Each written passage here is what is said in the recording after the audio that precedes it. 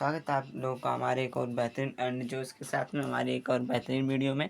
आज की इस वीडियो में हम पढ़ने वाले हैं अम्ल और अम्ल की क्षारकता। हमने उस दिन कहाँ पर वीडियो छोड़ा था? हमने उस दिन यहीं पर छोड़ा था। वीडियो हमने यहीं पर छोड़ा था। कहाँ पर? अम्ल की क्षारकता। तो बिना देरी किए हुए हम अपने चैनल पर आप सभी का स्वागत करते हैं, यानी कि टीसी पर। तो हम देखते हैं अम्ल की क्षारकता होती क्या है, और इसके साथ साथ में हम एग्जाम्पलों को भी देखते चलेंगे, क्योंकि केमिस्ट्री में एग्जाम्पल बहुत ज़्यादा रहता है और सबसे ज़्यादा तो कठिन भी केमिस्ट्री है। फिजिक्स से ज़्यादा केमिस्ट्री ये कठिन है। तो देखते हैं क्या होता है।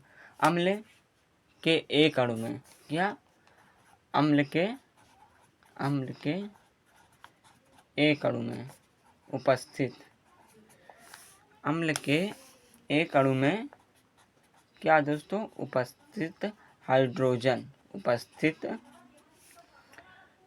विस्थापित या उपस्थित हाइड्रोजन क्या विस्थापित हाइड्रोजन यानी H2O परमाणु की संख्या उस अम्ल की क्षारकता कहलाती है। क्या? परमाणु की संख्या, यानी कि जो ये हाइड्रोजन परमाणु की संख्या रहेगी वही हमारा क्या अम्ल की क्षारकता कहलाएगी। जैसे कि क्या HCl, HNO3 ये हमारे क्या है? रुक जाइए, एक एग्जाम्पल और। इसमें हमारा क्या है? इसमें धातु की संरक्षा मतलब अम्लों की संरक्षा कितनी है? एक। इसमें एक हाइड्रोजन, इसमें हमारी 3 1 4 ये नहीं हम देख सकते, लेकिन इसकी क्षारकता हमारी क्या है? जैसे कि HCl और ZNO3 की क्षारकता क्या है? क्षारकता हमारी कितनी है? 1 है। यही हमारी क्या कहलाती है? अम्लों की क्षारकता। अब इसके आगे हम और देखते हैं अम्लों के उपयोग। क्या दोस्तों? अम्लों के उपयोग। अम्ल यानी कि अम्ल का मतलब खट्टे पदार्थ के उपयोग भी देखेंगे, यानी कि यूज ऑफ एसिड देखते हैं किसे कहते हैं। तो क्या होता है इसमें हमारा क्या है? विभिन्न प्रकार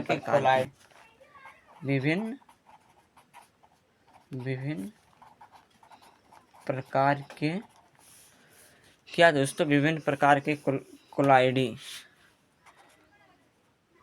क्लोराइड नहीं दोस्तों, क्लोराइड तथा क्लोरीन। क्या है? क्लोरीन गैस बनाने में। क्या दोस्तों? गैस बनाने में और किसके काम में? कलई करने से पहले लोहे की सतह को साफ करने में। क्या? कलई, ये एक यूज होगा और ये हमारा दूसरा यूज है। कलई करने के पहले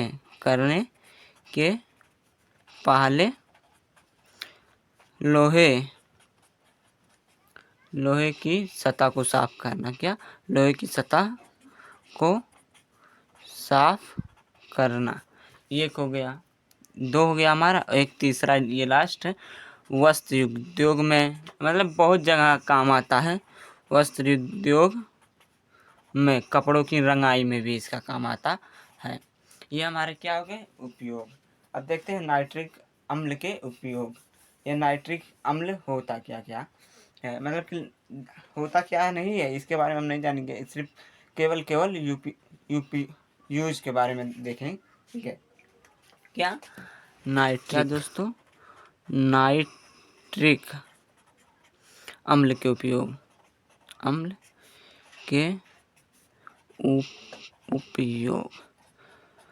नाइट्रिक अम्ल का उपयोग होता हो किस में है, इसमें देखेंगे। तो सबसे पहला हमारा उपयोग क्या होगा? नाइट्रिक अम्ल का सोने तथा चांदी, बहुत बड़ा उपयोग लग रहा है हमें, के शोधन में मतलब बनाने में, शोधन में एक ही उपयोग। दूसरा उपयोग हमारा क्या है? उर्वरक विस्फोटक तथा औषधियाँ बनाने में, तथा क्या दवाई लिख देते हैं, दवाई बनाने में, मतलब कि उर्वरक विस्फोटक तथा क्या दवाई बनाने के काम में भी आता है। और एक सबसे बड़ा उपयोग एग्जाम में पूछने जाने वाला क्या HCl के साथ मिलकर क्या बनाता है दोस्तों, अम्लराज। ये क्वेश्चन अम्लराज बनाने में सबसे बड़ा उपयोग। और फिर इसके बाद में देख लेते हैं सल्फ्यूरिक अम्ल के उपयोग। क्या है दोस्तों सल्फ्यूरिक अम्ल के उपयोग। एक एक पॉइंट को हम बहुत बेहतरीन तरीके से समझाते आप लोगों को चलेंगे। सल्फ्यूरिक अम्ल के उपयोग, अम्लों के उपयोग, सल्फ्यूरिक अम्ल के उपयोग होता क्या क्या है। सल्फ्यूरिक अम्ल के उपयोग देखेंगे। सबसे पहले लेड बैक्टीरियो में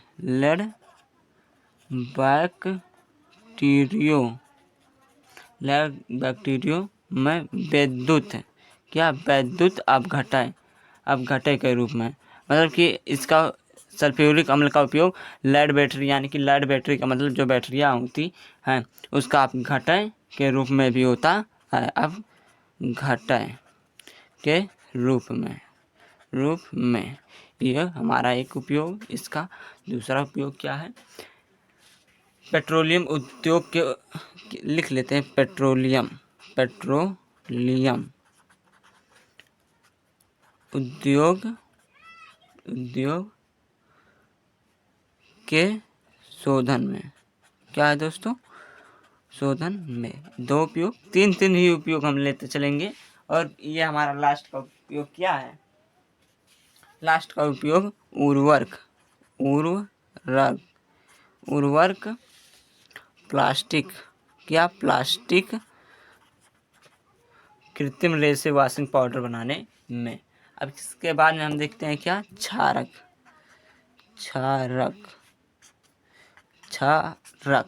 ये क्षारक क्या होता है, अम्ल हो गया हमारा, अम्ल से अब हमारी सारी बातें हटाई जाती हैं। इसके बाद में हम देखते हैं क्षारक क्या होता है। एग्जाम में पूछ ले कि क्षारक क्या क्या होता है, तो क्षारक के बारे में हम संपूर्ण जानकारी इस वीडियो में आपको हम देंगे। सबसे पहले क्षारक, तो क्षारक होता क्या है ये देखते हैं। ये क्या है, वे यौगिक। मान लीजिए कि आप लोग को हम छोटी सी बात बताएं, ये H2 है प्लस का O2, ये मान लीजिए हमारा क्या जल बन गया। तो ये हमारा क्या है, ये और ये हमारा तत्व है, और ये हमारा क्या है यौगिक, मतलब कि दोनों के संयोग से मिलकर ये क्या बना है H2O। तो एक ज्ञान की बात हो गई आप लोगों के सामने ये शब्द आने पर। वे यौगिक जो क्या करते हैं, जलीय विलयन में क्या करते हो, जलीय विलयन में OH माइनस हाइड्रॉक्सिल आयन देते हैं। ये क्या है, हाइड्रॉक्सिल आयन लिख देते हैं,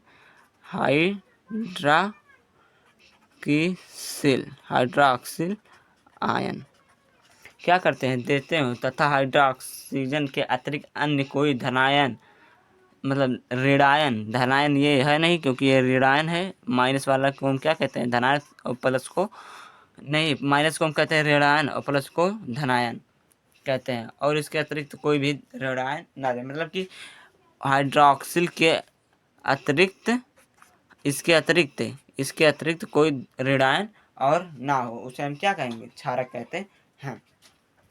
इसके बाद में हम देखते हैं, जैसे कि हम कुछ एग्जाम्पलों को भी देख लेते हैं। है जैसे यहाँ पर दिखाई नहीं दे रहा होगा, क्या है हमारा सोडियम हाइड्रोक्साइड। या ऑक्सिल भी कहें, तो इसमें क्या है Zn प्लस है, इसमें ये क्या है, ये प्लस का, ये माइनस का, तो इधर हम तोड़ देंगे इसे, OH माइनस का हो गया। ऐसे हमारा ये हमारा हो गया। अब देखते हैं क्षार, क्षार ये क्षारक था, ये क्षार देखेंगे। इसमें पाठ का नाम हमारे क्या है, अम्ल, क्षार एवं लवण। तो क्षार क्या होता है देखते हैं। वे क्षारक, वे क्षारक, वे क्षारक जो जल में क्या करते हैं, जल में घुलनशील होते हैं, उसे हम कहते हैं क्षारक। मतलब कि ये क्या, मतलब क्षार कहते हैं, क्षार कहते हैं। मतलब कि मान लीजिए कि कोई जल में यानी कि H2O में ये जल हमारा क्या हो जाए, जल मतलब क्षार, क्षार क्या हो जाए, घुल जाए, तो उसे हम कहते हैं क्षार। इसलिए कहते हैं कि समझ में नहीं आएगा। इसके बाद में क्या है, क्षार कहलाते हैं। अतः सभी क्षार क्षारक होते हैं, परंतु सभी क्षारक क्षार नहीं होते। ये मेन पॉइंट है, इसे हम नोट में आप लोग को बताते हैं। नोट में क्या है, क्षार क्या, क्षार क्षारक होते हैं, क्या होते हैं, क्षार क्षारक। क्वेश्चन बहुविकल्पी में होते हैं, पूछ सकता है कि क्या क्षार क्षारक होते हैं, तो हाँ बिल्कुल होते हैं, क्षार क्षारक होते हैं, परंतु क्या, परंतु सभी क्षारक, सभी क्षारक क्षार नहीं होते। ये बहुत बहुत इम्पोर्टेंट क्वेश्चन है। सभी क्या होता है, क्षार क्षारक हो सकते हैं, लेकिन या परंतु सभी क्षारक क्षार नहीं हो सकते। बहुत बड़ा क्वेश्चन है। अब इसके बारे में हम देखेंगे क्षारों के समान गुण के बारे में। क्या, क्षारों के समान गुण, क्षारों के समान गुण, समान गुण होता क्या है क्षार के, इसके बारे में हम देखेंगे कल देखेंगे, आज नहीं। फिर उसके बाद में हम देखेंगे रासायनिक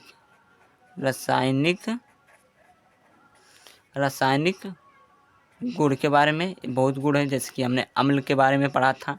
इसके बाद में अम्ल से अभिक्रियाएँ भी, इसी में ये जब गुण वाला पूछा जाएगा तो अम्ल से अभिक्रिया, धातु से अभिक्रिया, धातु, और इसके बाद में क्या, हर एक तरह के क्षार की अम्लता क्या होती है, ये सब हम देखेंगे अगली वीडियो में। तब तक के लिए हमारे साथ आप लोग जुड़े रहें। तो मिलते हैं एक और यानी कि कल की वीडियो में। तब तक के लिए धन्यवाद। और दोस्तों जो लोग चैनल पर नए हो तो चैनल को सब्सक्राइब करना ना भूलें।